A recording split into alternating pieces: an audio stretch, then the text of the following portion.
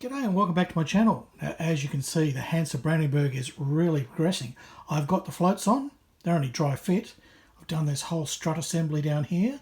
I'll show you how that all goes together in the video, but there's more, a few decals on the back there, I'm still working on those. If I flip this over, if it'll let me without falling to pieces.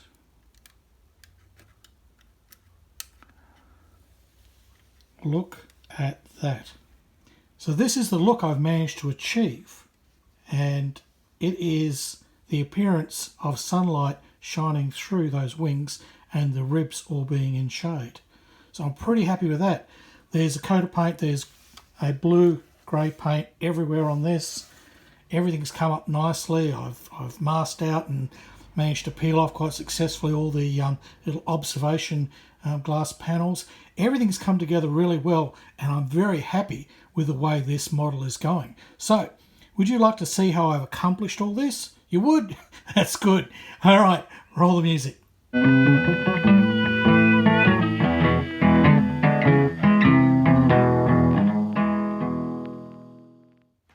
Since the last video, everything's been primed. I actually knocked up a Steiner's colour that basically is the correct colour, well, it's close to, of the aircraft. It's a bluey grey. I just mixed together these three Steiner's colours, almost equal proportions of each, stirred it up, and down it went as my primer, expecting that I'd need a top coat, but honestly, it's so close to what I want. It really is. And I've also been working on the underside of the wings, getting the rib shading started, and then doing some airbrushing. And I'll show you how I've done that here later on in this video. It's not that hard. And I think it's turned out reasonably well. The floats, they've all been primed. It's basically almost the same colour as the plastic. I know, it's like, you know, it was grey, now it's grey, but really it is a slightly different shade. It's a bluey grey. I've also got some, see the gloss there? I've got some future on those floats, just the top bit, to see how those lozenge decals are going to go down, and we'll try and get a lozenge decal down in this video. Here's a photo of an Eindecker replica that I took at an air show, a vintage air show. And you'll see the ribs on the top. Yeah, they're always shiny. They're always the brightest part, as most people do. They basically make sure they put a highlight there, and then they mask that, and then you airbrush over with a slightly darker colour to give the scalloped out look, the shading on the dope linen, which is stretched into a little curve, right? Very subtle curve. And that's correct. And then most people also do that underneath. Well, that would only work if the plane's flying upside down, right? Because the sun would have to be on top of the underside of the wings. And the thing is, they see photos sometimes where the plane is upside down or it's on its side, and you get that same effect where the ribs are highlighted. Again, the sun has to be shining directly on it. For most of the models that we're doing, underneath it's all in shadow, right? So for me at least, this is a bugbear. If you have a look at this second photo, that's what it looks like underneath a doped wing, okay? A wing that's canvas that's doped, okay? And that's the look. You get the bright areas between the ribs, and the ribs are all shadowed out. Obviously, the sun's above, these wings are fairly translucent, the light goes through. Now, admittedly, the lozenge is going to knock the light out a bit. So I've dulled mine down on this one. They're not quite as pronounced. But this has had the whole frame. Here's a photo. The whole frame was marked out, right? And then it was airbrushed over. And I'll show you how I did that in a later video. I managed to mask up the fuselage fairly well. I was quite surprised how much I could do. I made up a cylinder here of tape and pushed it in. I couldn't do it with paper. Here I could put a little bit of paper in and bend a cylinder. And that worked really well to sort of mask out the cabin. Well, we hope. I haven't pulled this off yet. But here, because this has got a slightly wider and then a ledge in there, if you tried to put a cone in there, there would be a bleed line. You wouldn't be able to get it flush. So here I put the tape in. So now if I remove that, and it appears, I don't see I've got any paint in there at all, which is great. So that's worked really well. That sealed that up nicely. There is a little ring that goes on top of this that would basically hide any sort of masking sort of furriness, and there'll be a machine gun This is on top of there. Now the front cabin, this was a bit harder to mask up because basically these carbine struts here, they were in the way. So let's see how we went. Well, the seat belts are still yellow, the seat is still brown. I think we've actually done it. Now what I did do to make life easier is I put the little side panels on, and I put those on so I could mask this up much easier. I put tape on the inside, so facing out, so that I could just pop my little side panels on there.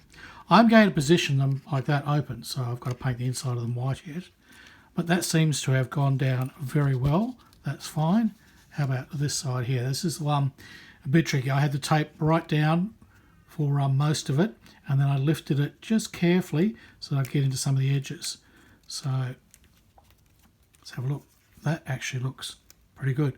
I can't see any bleed or overspray. There might be a tiniest bit there on that little fella. Well, I don't know. I don't think there is. You can't really tell. So I think I've done well. How about the back of the motor here? That would be disastrous. No, I've lucked out. I was very careful not to spray this way, but to come at it that way, pushing away. So I never sprayed into the masking, always away from it. And also over here with the little air vents, right?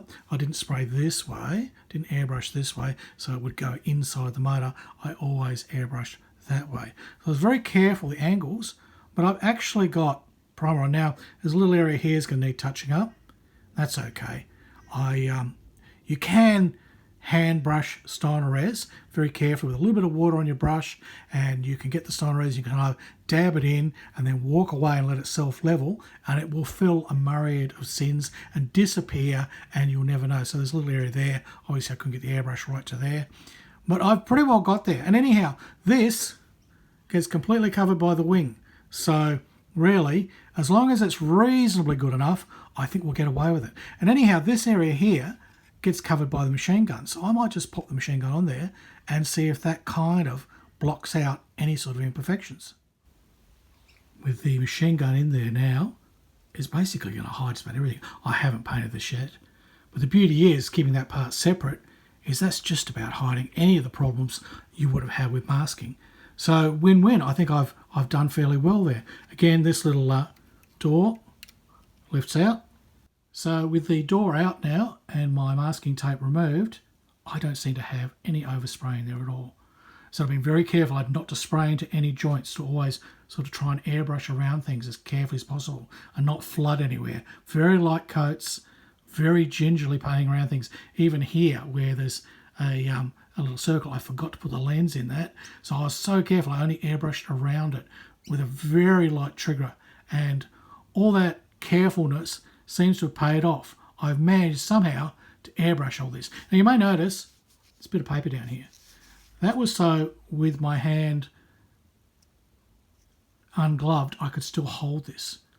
So yeah, it basically prevented me putting any fingerprints. This hand with this rather disgusting looking glove, well, that's holding there. What I'd like to do now is remove some of my masking down here, because I've had to mask out all these little glass windows, and see how that looks. But so far, I'm very pleased with how the primer has gone down. One particular part of the construction that I really enjoyed is the struts here, which go underneath for floats. Now, in a lot of aircraft, this is like one of the hardest things to do. They're all individual struts and they wobble in every direction and trying to get the whole thing to line up. I actually managed to dry fit this and then click it underneath the aircraft into the floats and have the thing freestanding on my bench. Here's a photo. Right? No glue. It's that well engineered. Each of the little joints to the parts clicks in, has a unique key, like some are circles, some are half circles, rotated at different sort of angles, and so you can't get it wrong. Often with struts like this, it's very easy to get them mixed up, especially once they cut off the sprue. They all look kind of the same, but no. Wingnut Wings again have made sure that any dummy can put this together, any dummy like Harry. You can't get them mixed up. They have only one way to lock in to certain areas on the aircraft or to themselves. This is only made up of, there's a end part here and an end part here, right? There's another end part here, another end part there. There's a bottom piece here, which has the V up piece. And it is so obvious which one goes where. And they click together, dry fit, and they'll actually hold their strength and their weight and hold the aircraft up. So that's terrific. That's now been cemented together, and I was brave enough, well, I felt secure enough to be able to just cement that together like that. When I did it, it was dry fit into the wings underneath, into the fuselage, and also down on the floats. So I had this whole assembly dry fit into the aircraft, and then I cemented the joints for the struts. That way I know it has glued together at exactly the right angles. But that is a terrific piece of engineering by Wingnut Wings to make your job modelling easier and to take the stress away from what is normally a difficult and annoying task. Adding the rib lines to the lower part of the wing. Now, any of this sort of detail painting is quite tricky, and I've done it by brush before, and that's really hard because I just don't have the steadiness in my hands, so it's very hard. So I've masked, and that's a huge job, masking up something as like this to mask up every single rib edge. I've done it. I did it when I made up the little flea, the Flow W.12, and that's a tiny little thing. And I masked all that and painted them all, and oh dear, dear, dear. What a huge job for such a tiny little effect that you only see underneath if you're looking that way. So I thought, hang on, I've now got these Posca pens. They're a paint pen. It's not a texture. It's not a something with a lot of ink or lots of alcohol-based sort of fluoro paint in it. It's not the stuff that you use to draw at school. They're paint pens. There's actual acrylic paint in there. And they're very good. If you've seen me working on the St. Louis, you've seen how I've painted on a lot of the hull effects using the pens to get perfectly straight lines by following edges and following parts of the kit. Now here, you can kind of run it along those rib lines and if you're really steady, you probably get a perfect line. And some of the shorter ones I did that, but that was too hard for me. Instead, I found it was easy to use a piece of card. Now, your bit of card needs to make sure it has no furries on it, okay? So first up, I would use a sanding block, right? And I'll give that a sand. Right, off camera there so that I don't put stuff. Just make sure that's nice and smooth. Now, this side should not have any paint on it, right? This side is where we're going to slop paint, and that's very important. Because what happens is if you put the Posca pen down and you run it up hard against there, right? Anybody that's ever used a texture or something like that and painted along an edge, when you pull this away, you'll end up with a big bleed along there and a big smudge on your surface. We don't want that. So the trick always is to work at an angle.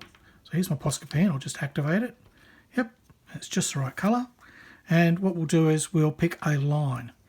We'll do one in the middle here so that it's easier for you to see. Now, the trick is to find where you need to put it. Okay, so I want it there, and then come back just 0.5 millimetre. Right, good thing about using the paper instead of a rule is that I can bend this to the contours. So there, I'm just away from the rib line, just away from it, and I'm bent to the contours. Now I want to tip my pen this way, right? I'm not going to go straight up and down or in like that. I tip this way.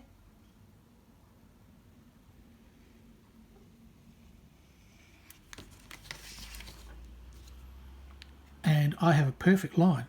See? It hasn't bled out of the sides. It's fine, and that's paint. That is paint. Now, there's a little bit of a smudge there. Not that that's going to matter, but if you do get a problem, simple matter of getting a Q-tip, wetting it, and then you can swab that off. Okay. Probably wouldn't need to here because I'm going to run along the edge here a frame. So that would have covered it up anyway. I'm just showing you, you can actually touch these up. All right, I'll get on and do the rest, but it really is as easy as that. And that's, I'll get this whole thing done in a few minutes. and that's a lot better than the time I took to mask out that other aircraft. Yeah, I've actually done an iron decker and my flow doing this sort of method of putting the lines on, but I did it by masking and hand painting. It took me hours. This will be merely minutes.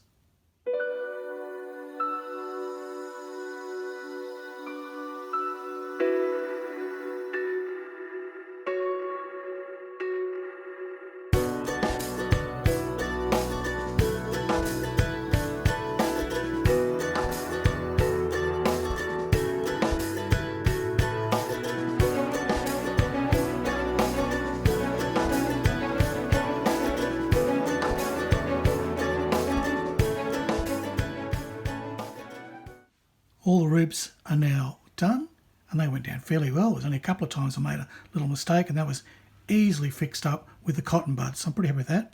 Now I've got to do the straight edges around the outside, the frame.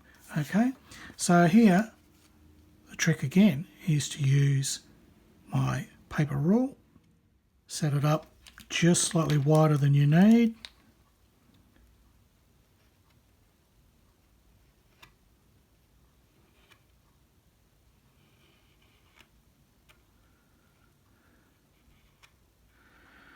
It's a tricky one because it keeps falling off the edge.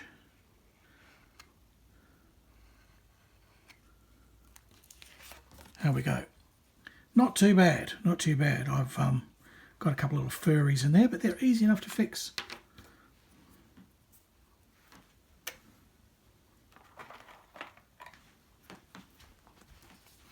So I get to that quickly. Gone. There's another one there. So, yeah, even I make the odd mistake. Well, it happens.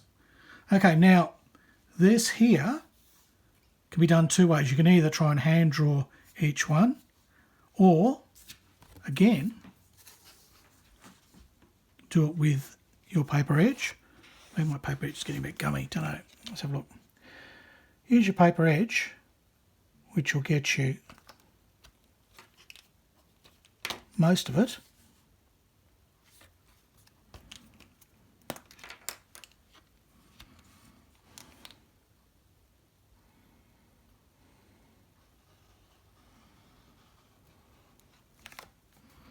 No fairies that time. And then, because that's mostly done, what I find is it's very easy to literally run this along the edge, and you're only just bumping over. And that just adds the little curve.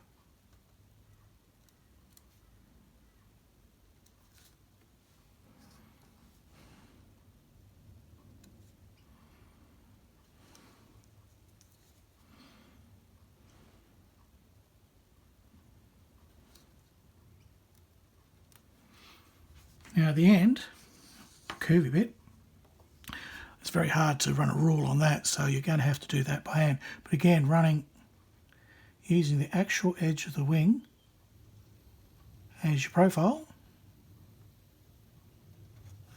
So I'm not actually on the wing, I'm pushing on the edge of the wing.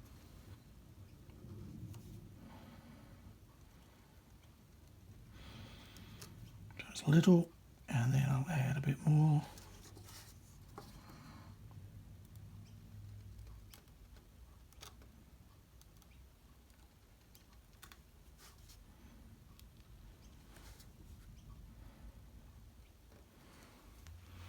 There we go, that's done. And I also find then you've got a little bit of a sort of a halo of the tan colour, the yellow colour, which you can then touch up.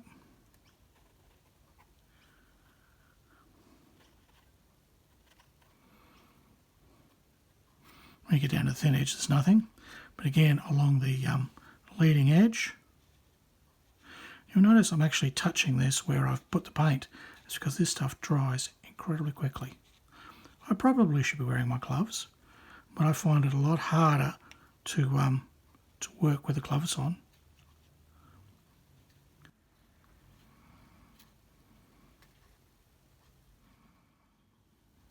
So there's the final effect, and that's pretty good I think. It's better than I could do masking. It's a lot better than I could do. I was trying to use a paintbrush and try to do that.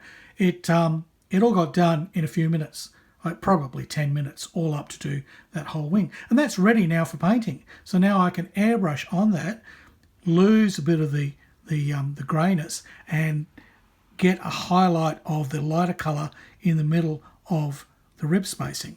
So that's all about the airbrushing, which will happen next. Now, could I have done this in black? Well, yeah, I probably could have, but I chose to use the grey because it basically matches the primer colour, which is kind of handy, as I said, for doing those edges because you're blending the same colour in. And at the end, when it's all said and done, that effect is acceptable.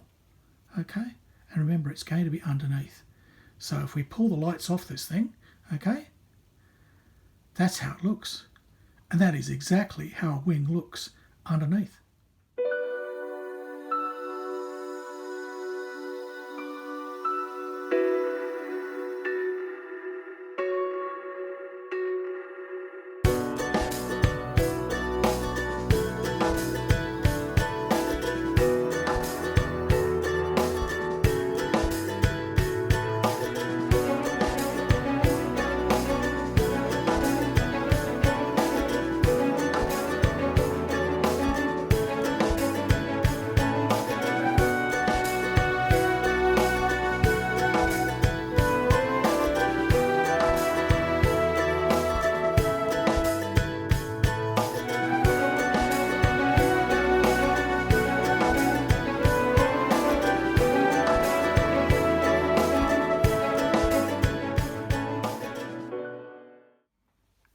These are big decals, I must say, and not even the largest ones on the kit.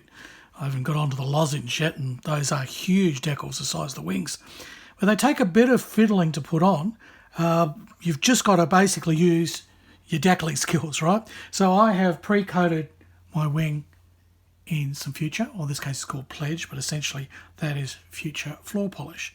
And I know a lot of people don't like it, but for me, it works. Otherwise, you've got to gloss the area, right? You need it to be slippy, and you need it to have a very good sheen, so that when the decal goes on, you won't get, you know, yellowing around the edges, or basically, what's the other one? Silvering, yeah, silvering. So wet this area first, even though the Future has dried.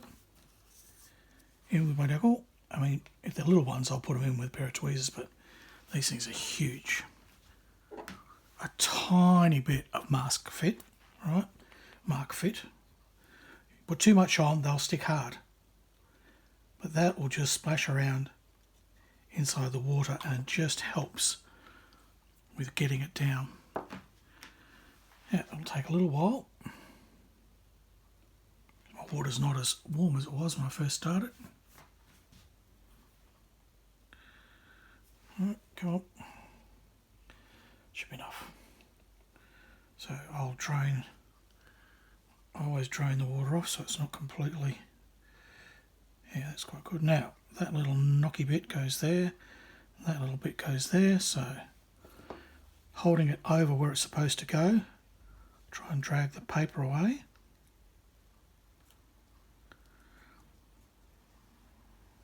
So it's roughly in position.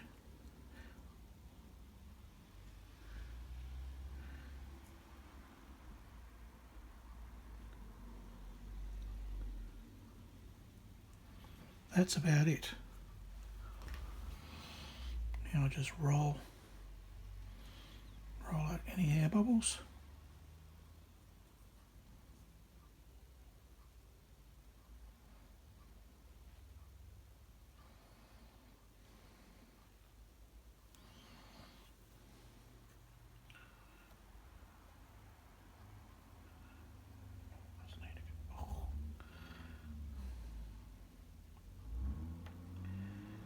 Just have it there, and then you bump it.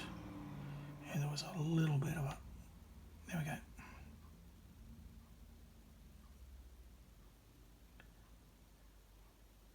Crisis averted. Okay, that's sitting exactly where I want it. Oh, I can't see any bubbles at all. That's looking pretty good, actually. So now, the mark fit Goes on from the centre of the decal outwards.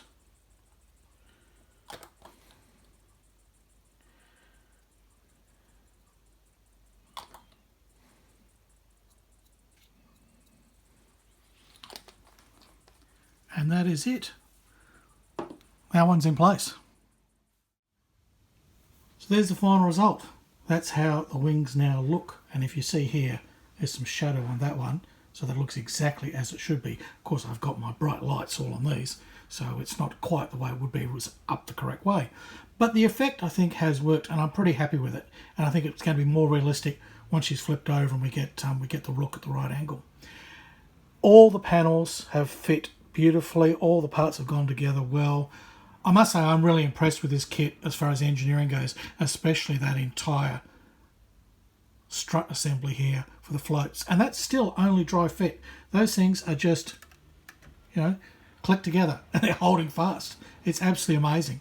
Admittedly, there's a little bit of paint in there. That just shows you the tolerances on this. A little bit of paint, and then when you push a part in, it clicks really hard. So that's where I'm going to leave this video. I'm going to move on to the lozenge next time, and we'll start doing some little panel effects. Run a little bit of a wash through to pick out some of the detail. There's a few little things still to do, and there's a bit of rigging to do. Oh look, there's a lot still to do.